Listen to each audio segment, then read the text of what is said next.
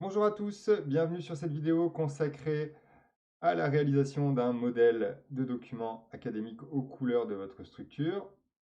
Donc première vidéo où on va simplement créer les 3 premières pages de notre document, puisque un peu particulier ces 3 premières pages, puisqu'on aura 3 pages avec 3 styles de pages différents sur LibreOffice. Cette vidéo s'adresse uniquement aux utilisateurs LibreOffice. Vous êtes utilisateur Word, une autre vidéo viendra plus tard où vous pouvez toujours vous reporter à la vidéo complète sur donc la création d'un document, d'un modèle de document académique charté sur Word. Donc voilà, là vous avez une vidéo d'1 h 30 qui reprend tout. Pour LibreOffice, je vais plutôt découper en séquences très rapides. Donc première séquence, la création des 3 premières pages sans contenu, uniquement voilà, sur les propriétés de style de page. On va s'assurer de respecter les contraintes universitaires, à savoir de réaliser une page de couverture, de mettre en place, plutôt, puisqu'on n'a pas grand chose à réaliser, de mettre en place une feuille blanche qui s'intercalera entre notre page de couverture et notre corps de document. Donc la contrainte par rapport à ça, c'est que du coup, on a 3 pages totalement différentes, puisqu'on en a une première où on va peut-être mettre un fond, on va peut-être mettre des en-têtes, avec des logos, avec des noms, etc., avec des marges très étroites. Une deuxième donc, qui est totalement blanche, du coup, bah, zéro en-tête, zéro pied de page, zéro pagination, vraiment blanche, blanche, blanche, et elle ne doit pas être comptée dans la pagination non plus. Voilà, du coup, quand même un certain nombre de contraintes. Cette page blanche. Et puis ensuite, notre corps de document qui débute, où bah là, on va devoir retrouver la pagination dans les pieds de page, avec un début de pagination à 1. Voilà, donc quand même pas mal de contraintes. Donc dans Word, on utilisera les sections. Dans LibreOffice, ça n'existe pas les sections, enfin en tout cas pas ça les sections. Dans LibreOffice, pardon. Euh, donc voilà, du coup, comment on fait dans LibreOffice pour créer un document avec des mises en page différentes selon les pages. Réaliser un modèle de document couleur de votre structure pour vos rendus académiques. Donc c'est un modèle qui vous servira du coup pendant toutes vos études. Donc je vous encourage à le faire bien et puis surtout à suivre la méthode. Donc à savoir toujours modifier les styles plutôt que les chaînes de caractères. Peut-être ça ne vous parle pas, vous verrez ça dans le cadre notamment de la prochaine vidéo où on traitera plus spécifiquement les styles, les titres et les styles de paragraphe. Aujourd'hui, on va rester sur les styles de page. Voilà, donc comment récupérer les informations de la charte dans votre club? Demandez à un responsable, demandez-lui le logo de la structure, les codes couleurs utilisés et les typographies de police. Donc les typographies, c'est les polices de caractère, hein, il en existe. Voilà, peut-être que vous avez une police Arte dans vos documents écrits. Il existe parfois dans certains clubs assez structurés, assez professionnalisés, 2 chartes, une charte pour le web et une charte pour tout ce qui est imprimé. Donc là, je pense qu'il faudra mieux pour vous donc, vous assigner la charte imprimée. Et puis s'il n'y en a pas, bah, voilà, vous pouvez plutôt vous inspirer du site web ou de différents existants, peut-être les papiers en tête du président ou je ne sais rien. Voilà, vous récupérez les documents qui vous semblent importants, utiles, et puis vous en ressortez des bonnes pratiques. Voilà. Est-ce que systématiquement les gens de l'association ils utilisent tel caractère, telle police? Est-ce qu'ils commencent leur marge à tel endroit, etc. Voilà. Et de voir un petit peu tout ce qui est homogène, tout ce qui est courant, tout ce qu'on rencontre voilà. Donc, parfois c'est du off, parfois c'est officiel, donc parfois il y a une charte qui existe, donc voilà, ou parfois c'est juste une personne qui dit ah là là, ta marge, tu l'as pas fait comme le document précédent, regarde comment elle a fait le document précédent. Donc voilà, parfois c'est un discours qui peut être officieux. Donc, du coup, renseignez-vous bien auprès des gens qui ont déjà fait ça, qui ont l'habitude dans le web de produire des éléments de communication. Donc, cette vidéo donc, concerne du coup les 3 premières pages, comment réaliser des sauts de page et appliquer à ces pages des styles de pages différents pour réaliser nos contraintes, à savoir une page de couverture, une page de feuillet blanc et une page corde doc. Page corde doc. Hop. Donc je pense que vous avez bien compris, voilà pourquoi on doit utiliser au moins 3 styles plus 1, la page de couverture, le feuillet blanc, le corps du document, et ensuite plus ou moins un autre style de page, peut-être le style de page orientation paysage. Mettre des tableaux dans vos annexes. Allez hop, on ouvre LibreOffice, et du coup on va débuter. Donc dans un premier temps, bah, je vais vous montrer comment on affiche les différents volets, options, menus qui peuvent nous être utiles. Donc, dans un premier temps, on peut regarder un petit peu ce qui se propose dans les options du logiciel. Je vous conseillerais donc toujours de compléter les données d'identité afin de pouvoir les appeler avec le champ automatique auteur. Donc voilà, du coup, prénom, nom, initial, je complète. Hop, là, hop, tout comme ça. Donc voilà, vous pouvez mettre votre adresse, etc., votre titre, votre position, votre société. Hop, nouvelle formation. Voilà, votre rue, etc. Donc c'est très utile parce que du coup, bah, si demain vous venez à changer de numéro, et ben, en utilisant les champs automatiques, au moins, vous changerez de numéro que dans cette interface et ça viendra changer sur l'intégralité de vos documents lorsqu'ils seront réouverts. Donc simplement une ouverture, un enregistrement, ça permettra de les mettre à jour. Voilà, plutôt que de pouvoir changer de son numéro. Ça peut être pas mal. Également, ça viendra compléter les propriétés du document. Et du coup, eh ben, ça permettra une meilleure indexation. On retrouvera plus rapidement le document. Si je cherche ensuite les documents PBL Formation, ben, j'aurai tous les documents au nom de cette société, par exemple. Donc, plutôt pas mal. Vous pouvez regarder un petit peu aussi la personnalisation, les couleurs de l'interface.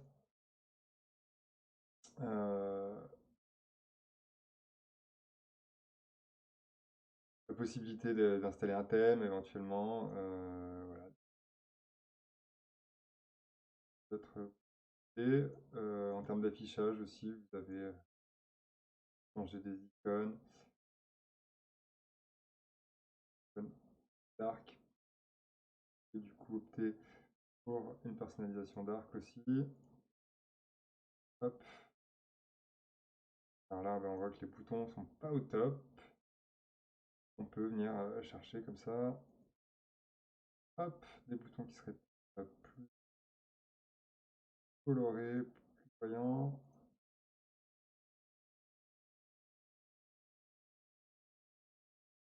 Ouais, c'est pas beaucoup mieux. Les anciens étaient plats un petit peu. Bon voilà, du coup, voilà, je vous propose vraiment ça parce que c'est important de faire le tour un petit peu, de faire preuve de curiosité pour connaître son logiciel, connaître les différentes possibilités de personnalisation. Ah bah voilà, ça me plaît beaucoup ça. Puis également, je vous invite à regarder parce que dans très peu de temps, on devrait avoir les icônes de façon contextuelle à la manière de Word.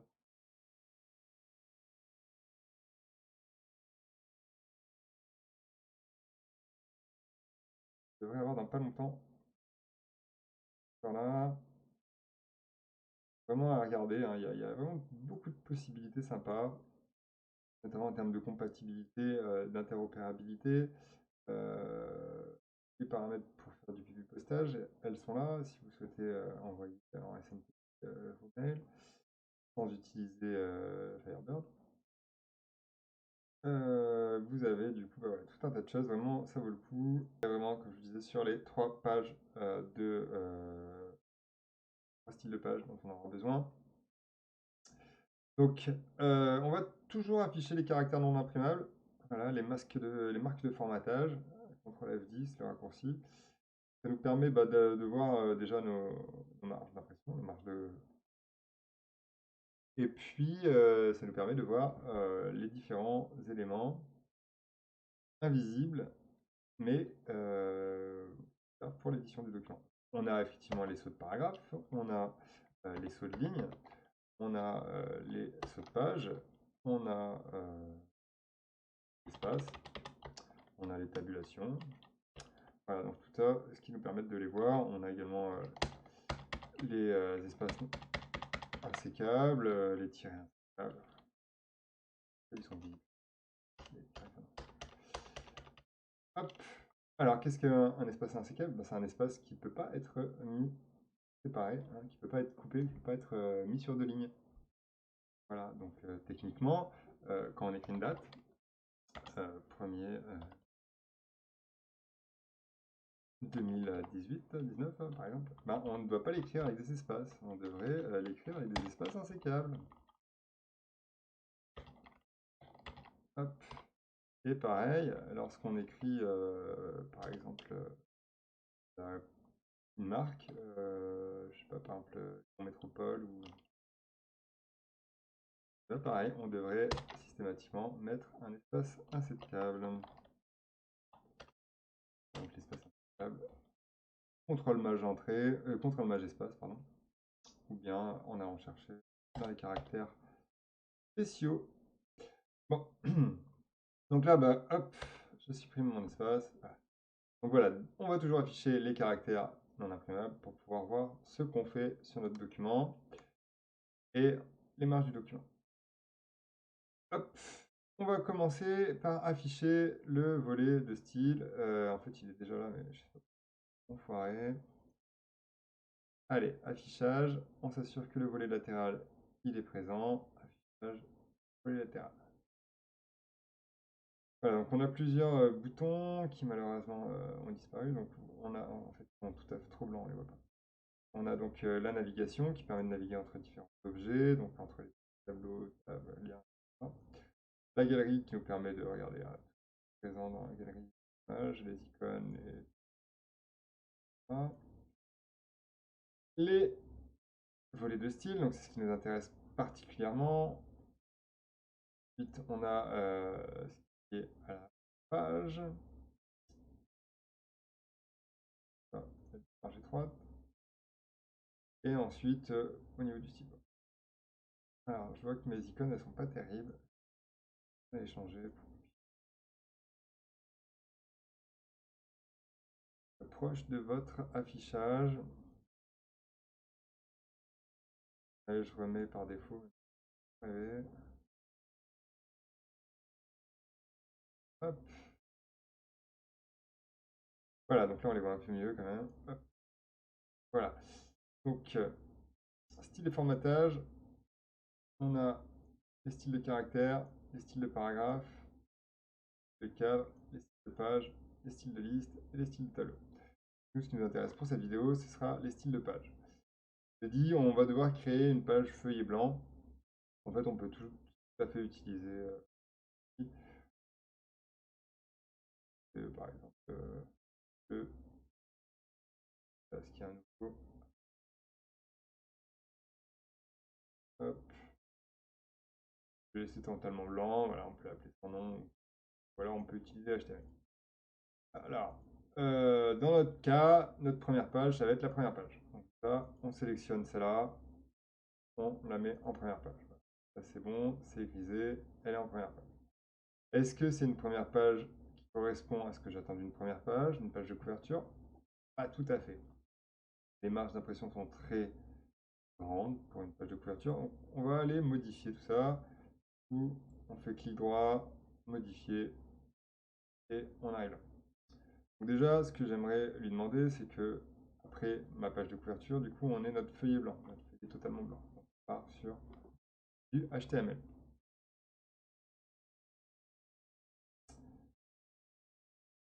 On va pouvoir réduire les marges ici à 0,7 par exemple. Là, on centre, hein, ce sera plus petit.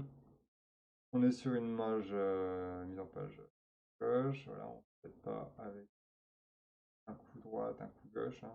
Ouais, hein. Page envisagée. Mais pour la page de couverture, ça n'a aucun intérêt. On peut y mettre un petit dégradé si on veut. Hop, voilà. C'est moderne, comme ça.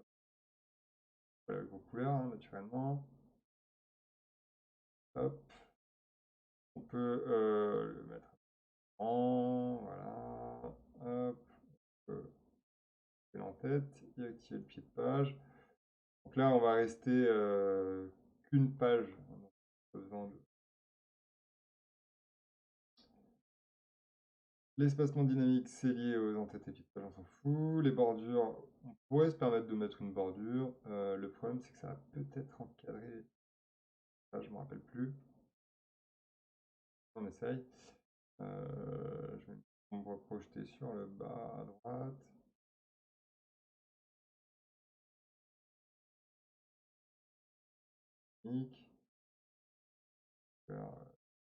Hop.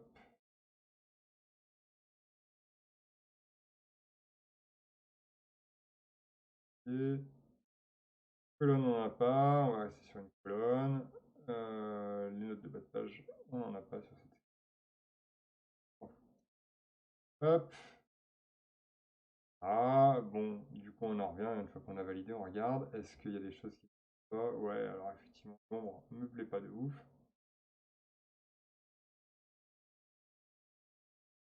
Ah, ouais, pas non plus.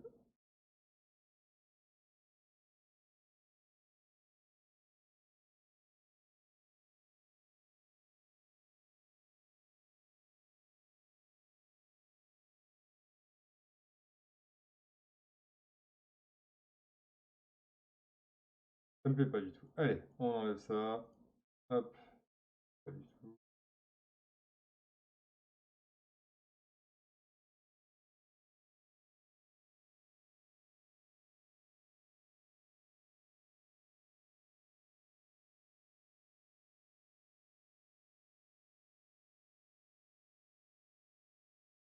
Voilà, donc là on voit que du coup j'ai deux sauts de paragraphe parce qu'en fait on va avoir les en-têtes et le corps de texte.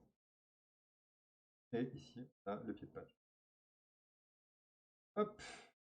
Donc le en-tête nous servira par exemple à mettre des logos ou le pied de page et inversement l'en-tête peut nous servir à mettre les mentions du auteur et à l'auteur de ce document. Peu importe. Hop. Donc, par contre, si vous avez des logos, s'ils sont détourés, peut-être que le fond de page, ça peut offrir une intégration qui ne soit pas terrible. Voilà, déjà, on a à peu près notre fond de page. Bon. Donc, je me positionne sur le corps de document et je fais un saut de page, contrôle entrée. On avait paramétré dans le style de la première page. On a paramétré ici que par défaut, on bascule ensuite sur la page HTML. Là, lorsque je vais faire contrôle entrée, du coup, on va basculer sur la page HTML. Hop, voilà, contrôle entrée, on a fait le saut de page, on aurait pu faire un saut de page aussi, on aurait pu faire aussi ça. Contrôle entrée, c'est quand même un raccourci sympa à prendre. Donc là, on est en page HTML, on vient de modifier et on vient de lui dire, bah, derrière le style HTML, j'ai le style par défaut. Là, et du coup, quand on fait contrôle entrée, bim, on bascule sur le style par défaut. Donc voilà, là nos trois pages sont créées. Voilà, trois pages avec trois styles de pages différents. Une première qui est en première page, une deuxième en HTML et une troisième qui est en style par défaut. Donc notre style par défaut, on va pouvoir le modifier. On va pouvoir notamment demander à activer les pieds de page. Voilà, hop. Et puis, autre chose également qu'il faudra faire, c'est venir ici pour éditer le saut de page. Donc on lui met le style page par défaut et puis on force voilà, la numérotation à 1. Voilà, comme ça notre première page correspond bien à notre page de sommaire, remerciements, préface. Voilà, on va pouvoir du coup le paginer en utilisant les champs automatiques. Donc, page sur total de pages, hein, par exemple, ça peut être sympa. Voilà, avec un petit point devant. Donc là, on est du coup sur le style de paragraphe de page. pourrait le modifier également. Hop. En demandant à ce que la police, par exemple, soit italique, que l'alignement soit centré, et hop, tac, on peut le faire un peu plus petit, puis on peut mettre une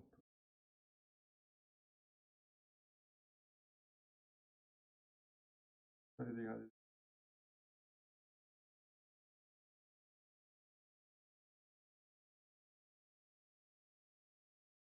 Voilà, donc ça c'est pas mal, c'est plutôt propre. Le mettre à droite c'est pas mal aussi, notamment si vous l'imprimez et que vous l'imprimez en recto uniquement. Au moins, bah, ça va vite, on manque le coin.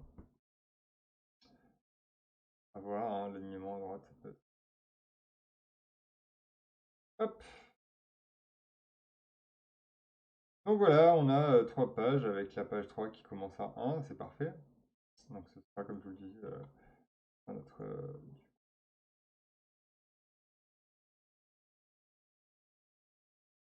de la table des matières. Hop, voilà.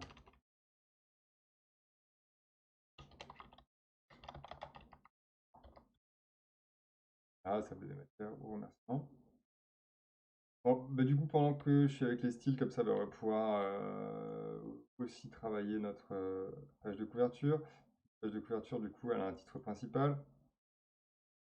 Donc, son titre principal, eh ben, c'est son titre. Là, on va aussi un champ automatique. Voilà.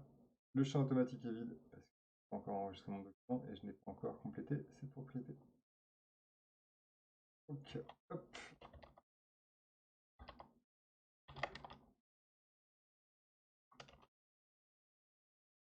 hop, voilà. Et puis donc ça, ce sera ou sous-titre.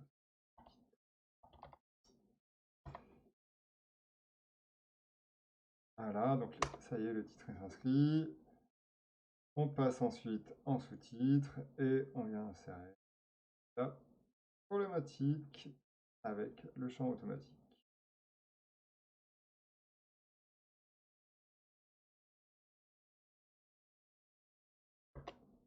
Voilà, donc naturellement, bah, c'est quelque chose qu'il faut aérer. Donc pour l'aérer, on pourrait demander à ce que le logiciel centre tout sur le milieu. Ou alors, on peut partir du haut, comme on a l'habitude de le faire avec notre page. Sauf que cette fois-ci, bah, on va l'aérer avec non pas des sauts de paragraphe, mais des espacements avant paragraphe. Donc pour ça, bah, je me mets sur titre principal, je demande à modifier, et dans les possibilités liées aux enchaînements, pardon, retrait et espacement, on va pouvoir, avant le paragraphe et après le paragraphe, modifier. Donc avant, bah ouais, là il m'en faut beaucoup parce que du coup, au moins 2,5 mètres, par exemple. Non, pardon, alors là c'est le retrait, excusez-moi, le retrait, donc c'est l'alignement horizontal, vertical. Voilà, ça on n'y touche pas.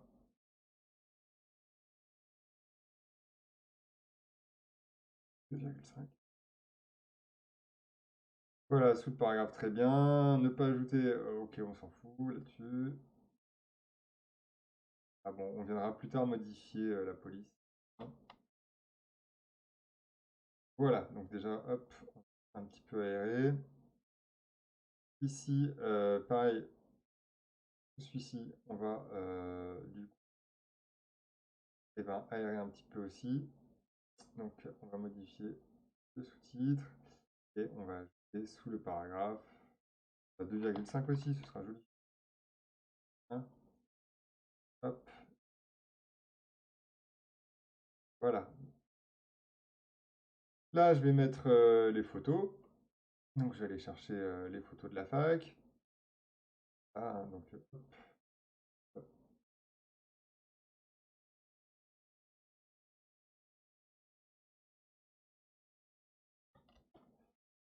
ça par exemple. Hop, tac. Voilà, voilà, voilà. Alors, je peux tout à fait chercher avec une couleur différente, quoi.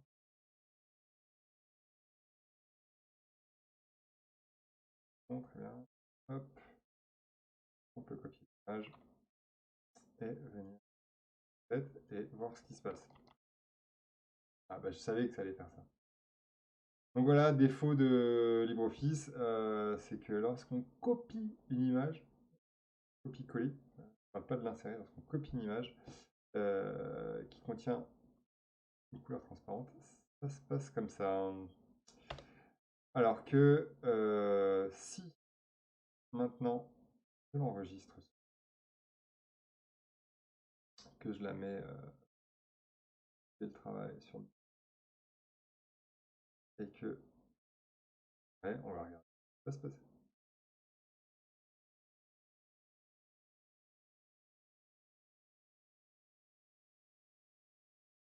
Nickel. Voilà, donc faites attention à ça, c'est que copier-coller une image, c'est pas la même chose que l'insérer dans LibreOffice. Donc là, hop, j'ai un tableau, j'ai une en-tête, donc je vais avoir plusieurs logos, au moins deux, on va dire, qui est celui de la structure. Du coup, ce que je peux faire pour être sûr de les aligner proprement, c'est de me faire un petit tableau à deux colonnes, hein, comme ça. Comme ça, au moins, j'en mets un là, j'en mets un là, voilà.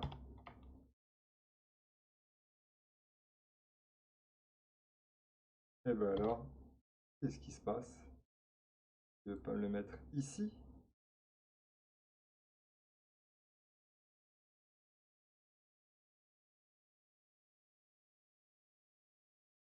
Incroyable. Faire inversion.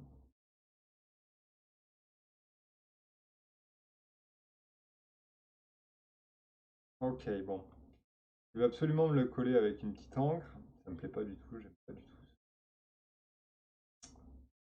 du tout l'interopérabilité. Donc, moi, je veux pas qu'il soit encore interopérable comme caractère. Comme caractère. Pas d'histoire, ligne de base, voilà, tu te centres à la limite sur le truc que je veux. Voilà, donc là on peut conserver le ratio et enlever un peu, puisqu'on se rend compte que, hop, ah, il n'a pas conservé le ratio. C'est l'horreur, ce logiciel. Pour le traitement graphique. Alors, encre comme caractère, voilà, ça me le met dans le tableau, très bien. Et ça me l'a partagé. Bon, parfait, hop. Très bien, maintenant je vais aller chercher le logo de ma structure. Alors, porte, hein, je sais pas, je peux. Voilà. Puis, pareil, hein.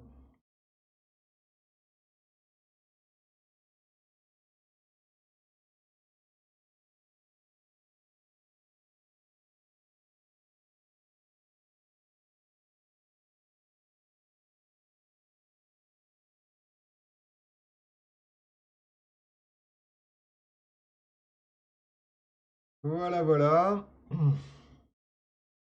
Donc on voit que bah, ils ne sont pas centrés de la même façon. Donc hein, on va le de la même manière, ancré comme caractère.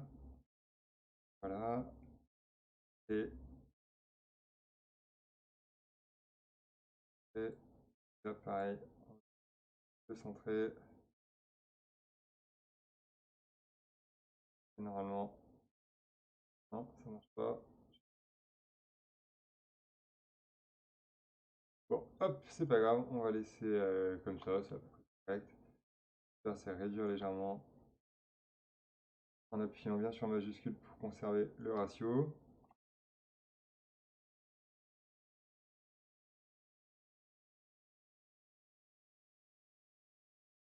Voilà, hop. Et maintenant, dans les propriétés du tableau, j'aimerais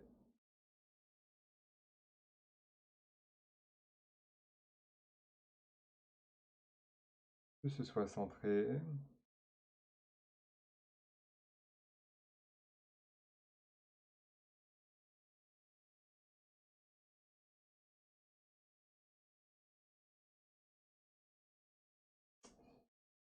Donc, ce que je peux faire, cellule et puis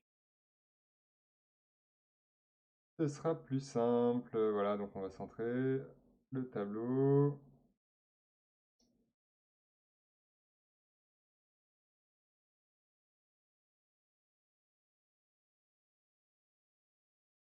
Voilà, on s'en fout, on s'en fout, on s'en fout.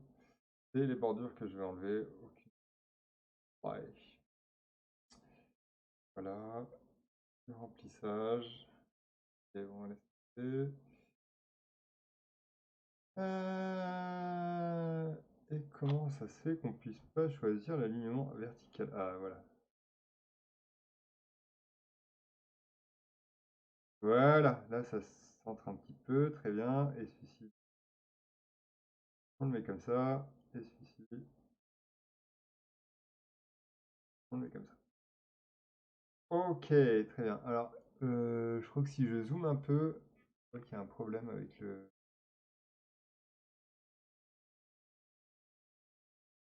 Non, tout va bien. Hop, il y a un petit effet là, mais c'est mon tableau en fait. Ok, donc maintenant je mets une photo d'illustration.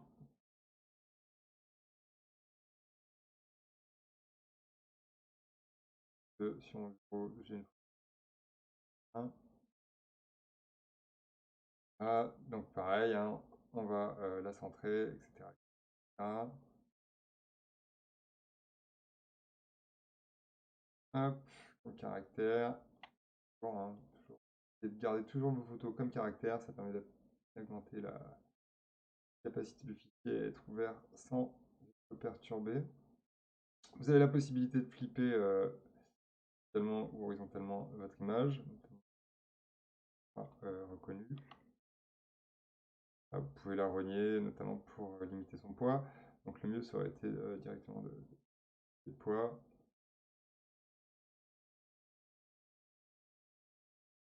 Et d'origine, etc.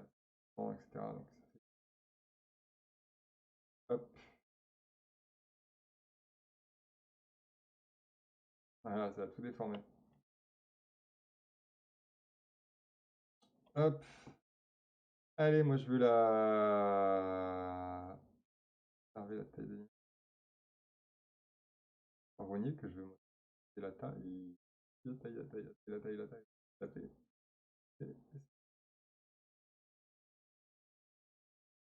Et là, conserver le ratio, c'est bien. Ça veut dire que si je baisse, ça baisse là aussi. Ok, super. Allez, on va mettre 17. Très bien. De toute façon, c'est centré, ce sera beau. Hop, ce sera beau, ce sera beau, ce sera propre. Et par contre, mon encre, moi je la mets comme caractère. Voilà. Et puis, lorsque je vais centrer mon point, ça va se faire. Tac. Voilà, voilà, voilà. Donc maintenant, il nous reste tout ce qui est lié au rendu. Donc là, on va pouvoir mettre le contexte. Hop. Contexte, donc le contexte c'est quoi? C'est stage réalisé du... Ah mon X il marche plus, désolé. Contexte, hop, donc stage réalisé du nanana au nanana. Ah voilà par exemple. Ah, peu importe. Le crédit de la photo d'illustration, on pourra la mettre en sommaire par exemple. Ou, voilà, donc là on est bon. Et maintenant, donc, il nous reste à mettre tout ce qui est lié au rendu. Donc pareil, on va pouvoir se mettre un petit tableau par exemple. Tableau de 2 colonnes. Et du coup, on va mettre tout ce qui est lié au rendu d'un côté et tout ce qui est lié à la hauteur de l'autre. Pareil, on va faire une colonne dans ce sens-là, et une colonne dans ce sens-là, ou les deux centrés, enfin bref. Vous voyez, dossier rendu 2. Et là, on va pas s'embêter, on va aller chercher le champ automatique de la date. Rendu le 1. Remis à. Dossier même, on va mettre remis le à. On va s'embêter. Remis le à. Hop, monsieur. Voilà. Bah, du coup, moi, par exemple, je vais peut-être le corriger. Hop, et ça, voilà. Mademoiselle, Madame voilà, hein, Monsieur hop, etc., etc. Euh,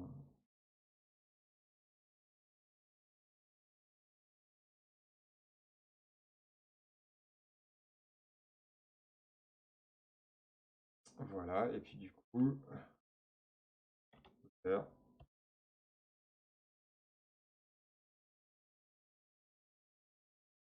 euh, votre nom, du coup, votre prénom, hein, donc étudiant, nom étudiant, numéro étudiant. Voilà. Donc si vous avez également une notion de confidentialité à noter, n'hésitez pas. Voilà, un document confidentiel. Donc pareil, là j'ai enlevé les bordures. Je n'ai pas mon tableau. Je ferai un petit peu plus. Voilà. Je peux aussi. Ça, ça, ça.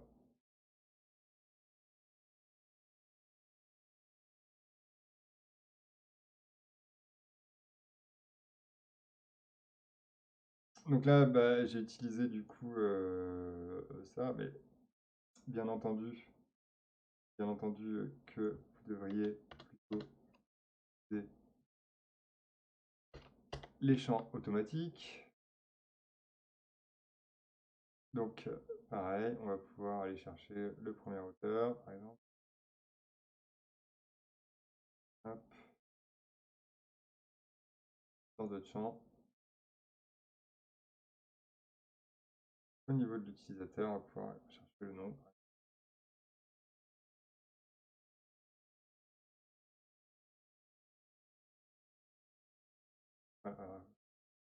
Voilà, hop.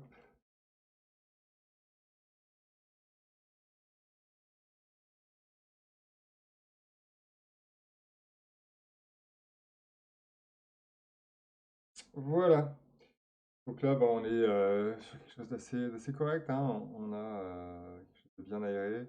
Donc là, on se rend compte qu'effectivement, je pourrais revenir sur le style de paragraphe titre principal pour venir réduire un petit peu l'espacement au-dessus du paragraphe, par exemple, en réduisant à 2.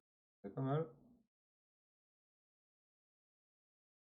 Voilà, c'est pro, c'est propre, ça a été fait rapidement, c'est très bien. Voilà. Là, je pense que déjà, vous avez une bonne partie des points qui concernent les attentes universitaires. Il restera ensuite à continuer. L'objet d'une prochaine vidéo où, du coup, bah, on mettra des titres au hasard, on va paramétrer les titres à la couleur de la charte, et puis on sera un sommaire automatique. N'oubliez pas d'enregistrer votre document. Ah, hop, 3v4, j'ai tellement fait des modèles. Hop,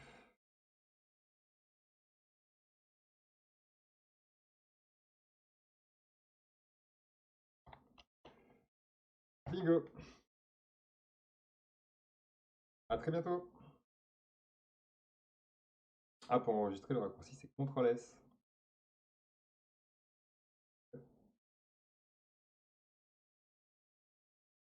À bientôt.